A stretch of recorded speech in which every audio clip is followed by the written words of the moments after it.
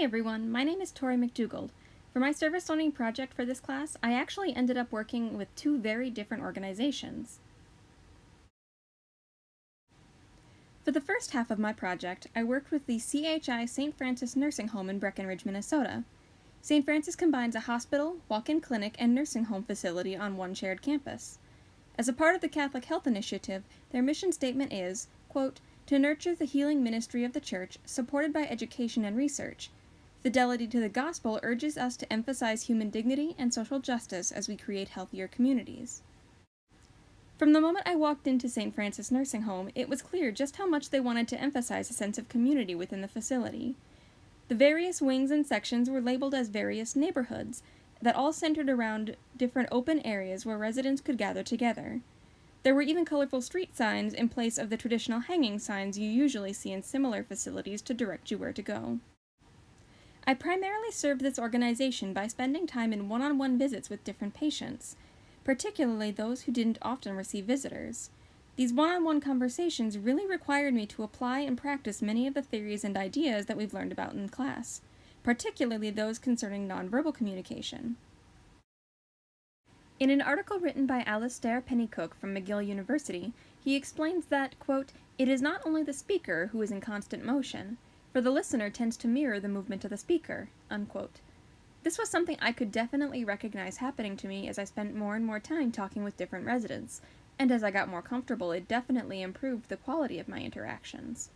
My first couple of visits ended up being a little bit awkward, as my nerves made me often sit too still and not make it very clear that I was listening or wanted to listen to what was being said to me. I was also able to witness many interactions between the nursing staff and residents during my time of service. There's no doubt that good communication between nurses and their patients in any situation is important, and in today's society there is definitely an increasing emphasis placed on patient-centered care.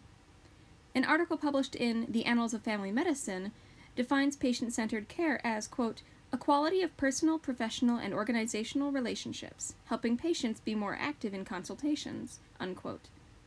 Based on St. Francis's mission statement, this type of care is exactly what they are aiming to achieve. It appeared that many of the nurses did indeed have great relationships with their residents, showing interest in their personal lives as well as in their quality of care.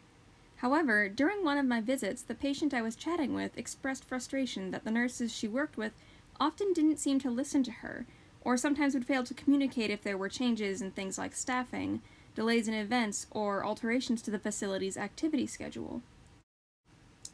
I was a little shocked at first, but later that afternoon heard the same frustration from several other residents. In my research after my time of service, I found several articles relating to surveys that showed similar frustrations were often had by residents of long-term care facilities like nursing homes.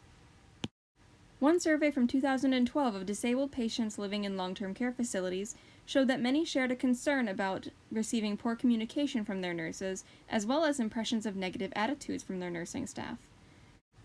A similar survey from 2003, conducted by Catherine McCabe and her associates, found a similar theme among patients that felt that there was a lack of proper communication from their nurses that were caring for them, resulting in compromised quality of care. The concerns that were voiced to me during my time of service at St. Francis, as well as the findings of these surveys, only reiterate what we have learned in our course about how vital effective communication is in the healthcare profession to providing quality care for patients. The second half of my service learning project was performed with the Grant County Humane Society in Elbow Lake, Minnesota. Their mission is to, quote, "provide a safe environment for domestic dogs and cats until a new home is found. We are committed to promoting responsible pet ownership," unquote. I found that, though just as much time was spent working with the animals as with people here, it was still an excellent place to observe and practice some of the communication strategies and theories that we've been learning about. My primary responsibility here was to help out wherever was needed, whether that meant walking dogs, chatting with customers or potential owners-to-be, or just cleaning. Over the course of my service there, I was able to observe the manager of the shelter diffuse many a tense conversation with emotional ex-owners or owners-to-be, and stop many conflicts before they started. I was surprised that in listening to her in these moments, I could vaguely recognize almost every step that was gone over in our text about how to manage conflicts. Unfortunately, I was also able to witness many examples of how stereotyping influences people's behavior and how this can impact the lives of animals in shelters. Two of the dogs that are currently at the shelter are part pit bull, and the shelter manager explained to me how oftentimes they were overlooked by new potential owners simply because people didn't want to have any part of a pit bull in their home. They were so influenced by the description of aggressive tendencies on pit bulls that they never even gave the dogs a chance. Shelter dogs in general, not just pit bulls, fall victim to inflexible stereotyping on a daily basis. Despite society's desire to overcome and rise above stereotypes regarding our fellow humans, it seems that we are less ready to confront and overcome the stereotypes we hold toward animals. What my service project has taught me about intercultural communication and communication in general this semester is that the techniques, theories, and strategies that we have been learning about can be applied and made useful in every situation that we will potentially find ourselves.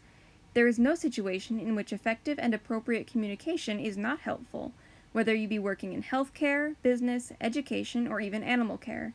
You will constantly find yourselves in situations where you must navigate and determine the most effective and appropriate way to communicate with others, and learning how to do so is both in your best interest as well as theirs.